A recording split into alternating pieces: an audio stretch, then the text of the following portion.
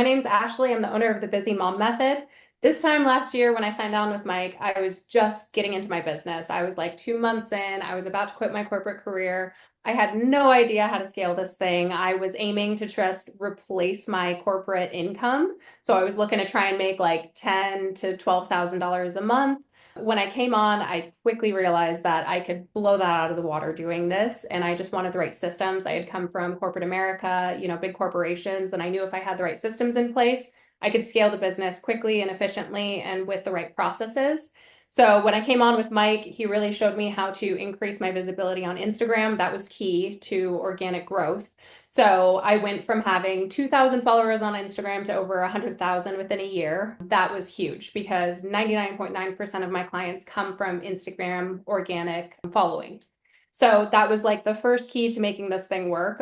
Once we got that in place, it was really about scaling, building the team, making sure that we had set processes that we could follow so that it was sustainable. So I wasn't working myself into the ground. So once we got into about May of last year, I had started to consistently hit like $30,000 to $40,000 months. So I had, tripled the income that I was aiming for initially. And we started to get team members in place so that I could run the business rather than be in the business every day. And that really changed everything. Once I got a good back end offer in place so that I could keep clients long term, have coaches in place to help me, maintain those relationships, ensure that we were giving them the best service with our systems and tools and processes, then there was no stopping it. I hit my first 50K month in July of last year.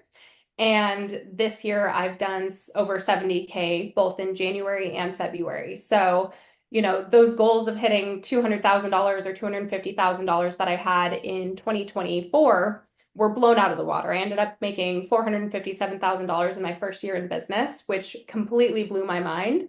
So when we set our goals for 2025, we set an $800,000 goal because we wanted to be kind of a BHAG, a little bit out of reach, a little bit scary to grow into, but definitely knowing that we had the right processes set up and the right procedures and the right support and systems to let us get there.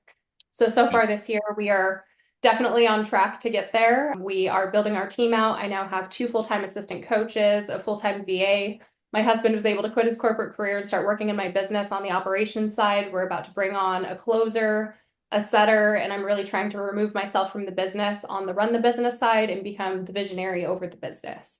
So without those systems, without those back-end offers to keep clients long-term, this definitely wouldn't have been possible. Like this helped set the foundation for me to build a true business.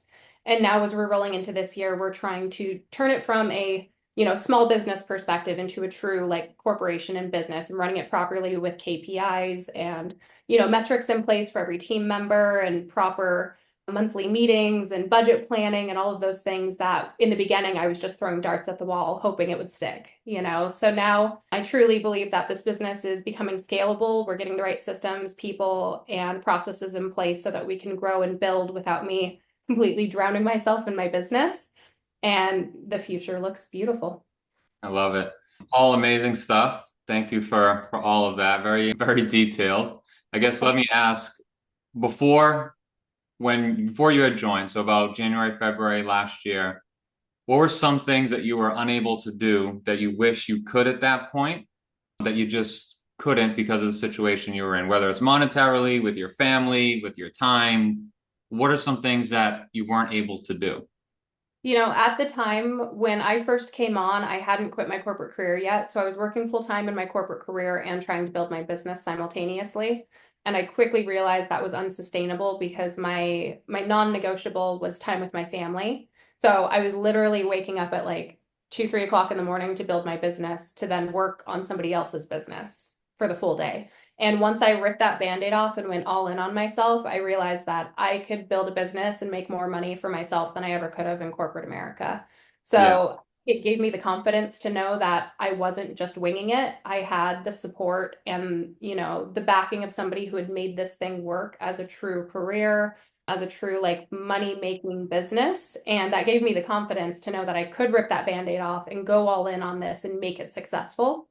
So I would say it gave me that time back. And then as my business grew, because it grew more quickly than I anticipated, I was literally drowning myself in work. And once I realized that it was sustainable enough to bring help in, that's when everything changed. And I was able to take that step back, give myself more time and get help from somebody who could help coach my clients.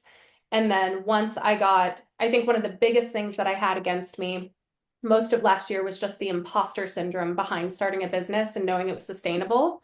And I think that that's where having you as a coach was really pivotal, because on the months that I was like, nothing's working, no calls are closing, my lead pool's terrible, you could remind me, like, Ashley, you made 50 grand last month.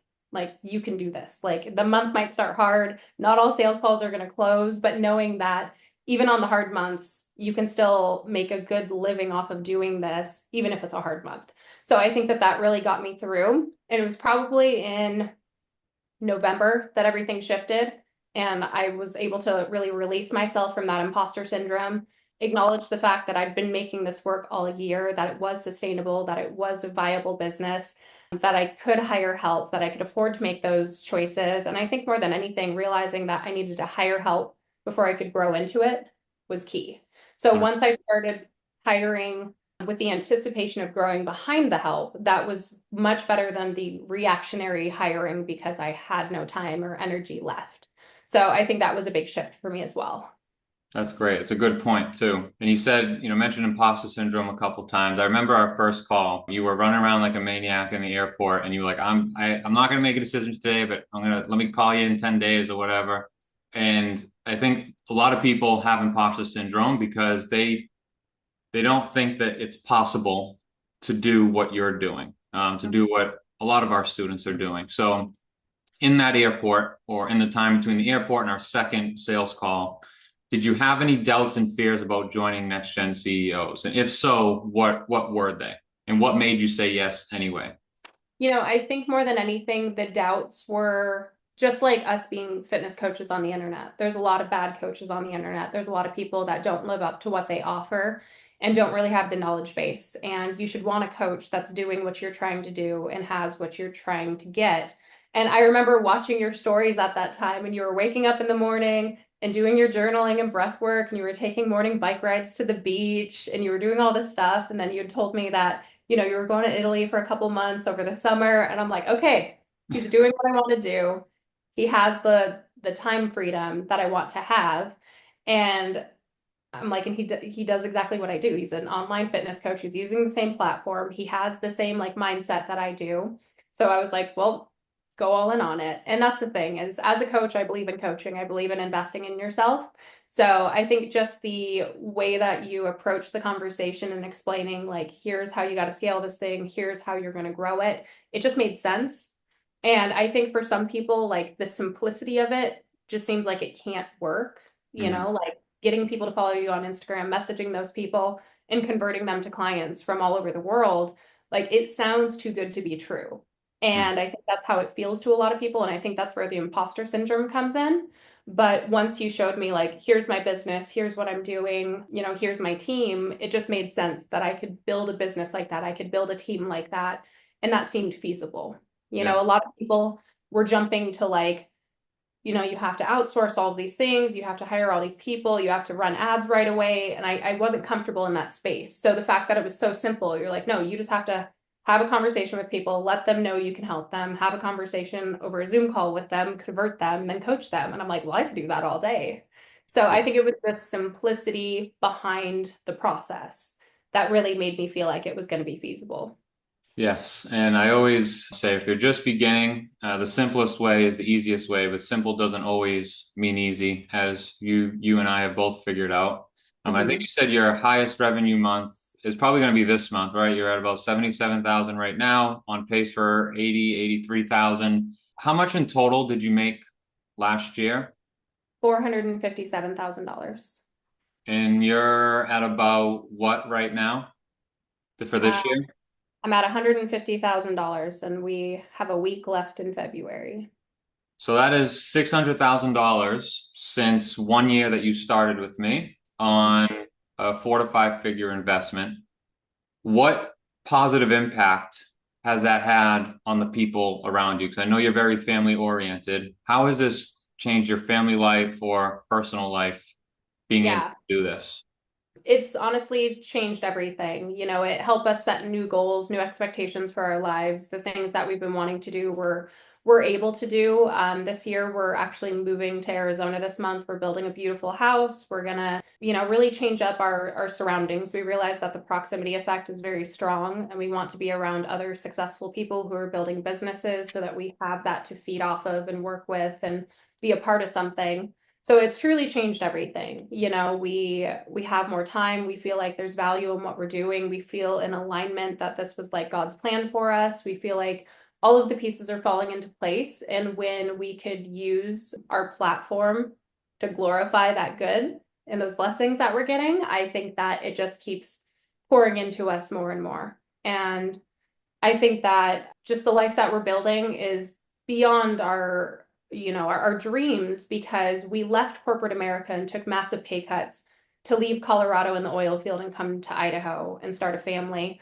And now we're on the other side of this, that we're making more money than we ever did in the oil field, but we have the time freedom. We can dictate our own vacation. We don't have to ask anybody for a day off. We get to bless others by employing them and giving them a great life and a great salary and flexibility in what they're doing. And I just feel like the more blessings we're pouring out to others and seeing their success and their health and becoming that foundation in their household, God's just pouring back into us, and we're able to pour into others as a result of it. So it's I love all just it. the I love outcome it. of blessings is endless, and it's incredible. Amazing. I'm so happy for you. And last question, lots of business coaches and gurus out there. I'm sure you get nailed with ads from a lot of them. And lots of people are skeptical because they've been burned by Yes. these gurus. So what would you tell someone who's watching this right now, is on the fence about joining Next Gen CEOs, on the fence about whether or not I can help them take their business to where they want it? What would Mhm. you say to that person watching this right now that's on the fence? Yeah, I think on our first call, your little VSL said you don't quit dating because of one bad boyfriend or one bad relationship. So the same goes for coaching. Prior to working with you, I had a bad coach and they did a terrible job, and I paid them 10 grand and it didn't work out. And I think that when I came in here, there's obviously always some risk when you join masterminds, when you join coaching groups. But really, what you get out of it is what you put into it. So you have the knowledge base, you have the information, you have the portal with all of the support, you have the answers to all the questions I've asked. But it's a person's ability to show up and do the work that's really going to dictate whether they're going to be successful. So you have the tools, you have the platform, you have the understanding, and whether or not they're successful is really up to them. So I think that it's important to acknowledge, again, you want a coach that has what you want and is doing what you want to do, and you do have that. And any person who's looking to get into online coaching could gain that from you if they're willing to show up and do the work every day. You're going to give them the tools. It's just they've got to show up for themselves. I love it. 100% true.